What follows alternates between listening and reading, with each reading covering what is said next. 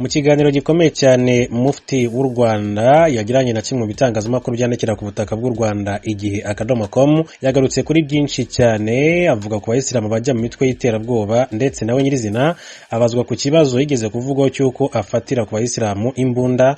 Mu by'ukuri ni byinshi yagiye agaruka mbere byose, ariko reka mbanze nkubwire ko mu bice bitandukanye by'igihugu hari aho ugera ugasanga hitwa mu Cyarabu, mu Giswahili, Buswahilini, Kanswahili ndetse n'andi mazina wumva afitanye isano n'ururimi rw'Igiswahili. Umwihariko w'aha hantu ngo nuko byibura haba hari nka 98% ababa bahatuye ari abayoboke b'idini ya Islam. Nubwo rero uyu munsi wa none bisa nk'ibyahindutse, ariko mu myaka yo hambere utuduce twabaga dutuwe n'abanyamahanga wasangaga akenshi bavuga ururimi rw'Igiswahili ndetse n'Icyarabu, bigatuma rero abanyarwanda babita abaswahili cyangwa se abarabu.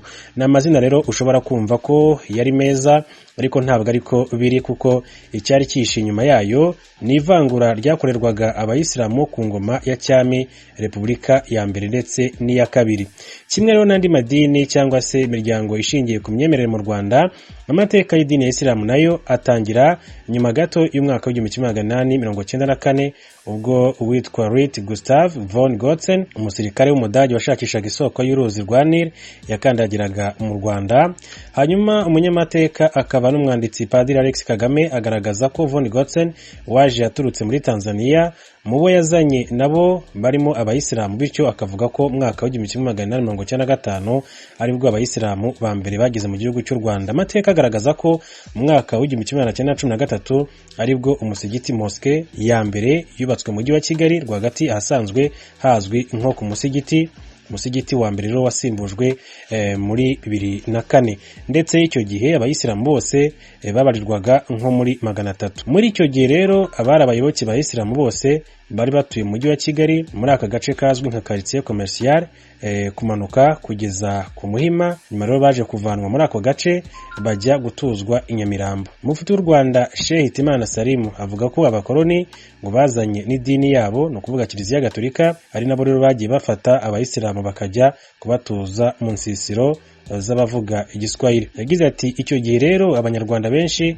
bari bataraba abayisilamu, rero abatuzwaga muri ziriya nsisiro nuko bari abazungu baza mu bihugu byacu babikoloniza, baje bavuye mu bihugu by'i Burayi ahari hamaze igihe rero habaye intambara yari izwi nk'iy'abanyamisaraba ndetse n'abayisilamu. Yakomeje agira ati baje bafite imyumvire banasobanukiwe cyane Isilamu icyo ari cyo.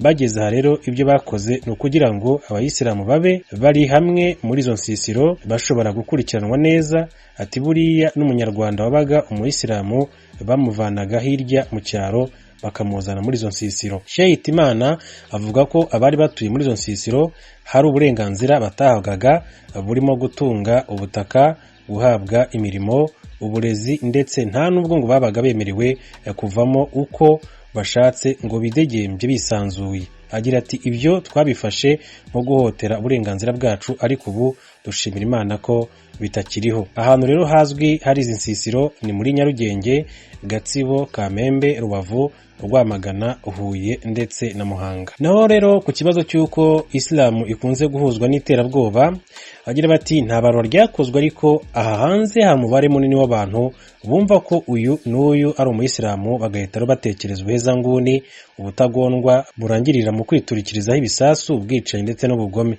Abakora ibyo bikorwa hirya no hino ku isi bahuzwa cyane idini ya Isilamu ndetse n'iyo mitwe ivuga ko igendera ku matwara y'idini ya Isilamu. Iyo mitwe y'intagondwa rero ikaba irimo Al-Qaeda yashinzwe na Osama bin Laden, Al-Shabaab ndetse na za Islamic State. Sheikh Hitimana avuga ko akenshi abagaragara muri ibyo bikorwa by'iterabwoba bakabikora mu izina y'idini ari abo kwamaganwa, kuko Isilamu yigisha urukundo n'imigirire myiza, bityo abafite iyo myitwarire ubutagondwa bakwiye rero kurwanywa. Agira ati idini ya Isilamu yahuye n'ikibazo gikomeye kandi cyayishegeshe. Ati hari abadusanisha n'abantu bafite ayo matwara. Ati mu by'ukuri idini ya Isilamu ifite imirongo isobanutse kandi n'intumwa y'Imana yasize ubutumwa bukangurira abayisilamu rero kurangwa n'ibikorwa byiza. Yakomeje agira ati niba intumwa y'Imana yarashoboye kubana n'abantu bose, ariko nyuma yaho tukabona abantu bazana ibintu bisobanye, umuntu wa mbere ugomba rero kumurwanya nitwe. Ati buriya bari abantu bakora ubutagondwa, umuntu wa mbere rero bahohotera no mu Islam. Avuga ko nka Al-Qaeda yatangiranye n'ibikorwa by'iterabwoba. Iyo urebye Osama bin Laden wayitangije ari umuntu wari usanzwe arangwa n'ibikorwa by'urugomo, bityo agahitamo rero gufata ibikorwa bye bibi akabyitirira Isilamu.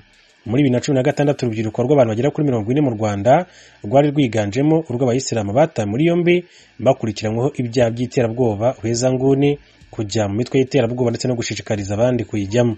Mufti w'u Rwanda avuga ko nyuma yo kubona ko hari abanyarwanda bafite imyumvire n'imigirire ihabanye n'idini, bahise batangira uburyo bwo guhera mu rubyiruko bakora ubukangurambaga babashishikariza guca ukubiri nabyo. Yagize ati twasanze ari ikibazo gikomeye cyane, kuko niba umuntu yadukana imigirire n'imyifatire idasanzwe uzi ati akabikorera mu mbago z'isambu yawe, wowe nibaza ko nubwo wakwigira ntibindeba, icyo gihe uri umufatanyacyaha. Icyo nicyo rero twanze nk'abayisilamu, twanze ubufatanyacyaha. Niba uri intagondwa ukaba ushaka kuzana imyumvire nk'iyo, twebwe twitandukanyije nawe, ahubwo turakugaragaza, turakugira inama, n'ibinanirana twitabaze n'abandi.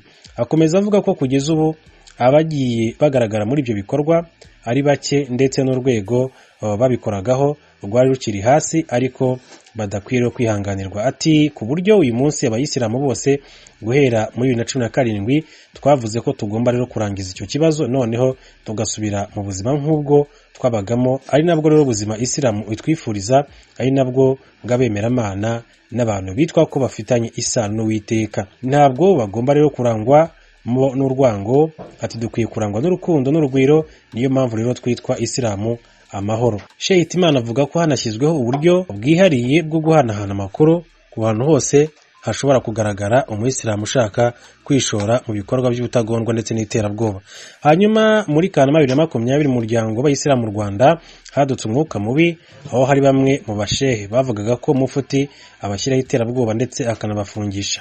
Uwitwa Sheikh Nsabimana Issa yashinje Mufti w'u Rwanda Hitimana Salim kumufungisha ndetse no kumufatiraho imbunda bikozwe n'umurinzi we.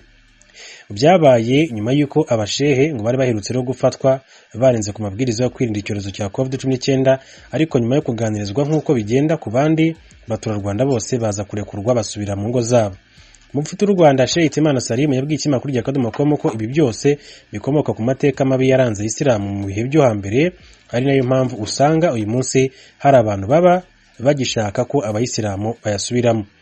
Yagize ati iyo abantu bubaka, twe tugenda tunabibona nko muri izo ngaruka z'amateka y'ibyo twaciyemo, umuntu ntiyari yajya mu murongo neza. Ati ni ukumwihanganira ukamujyana muri urwo rugendo.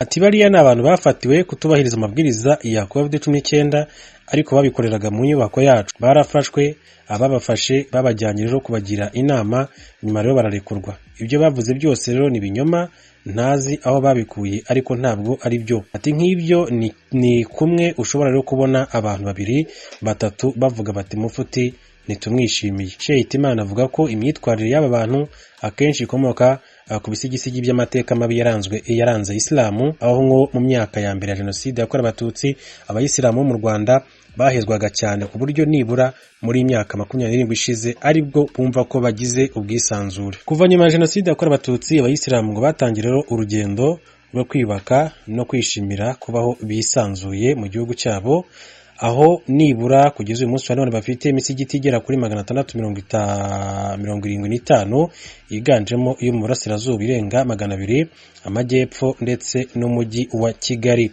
Mibare iyo muri 20 y'umuryango w'abayisilamu mu Rwanda RMC igaragaza ko abayisilamu bagera hafi ku 10% mu gihe ni ibarura rusange y'umuna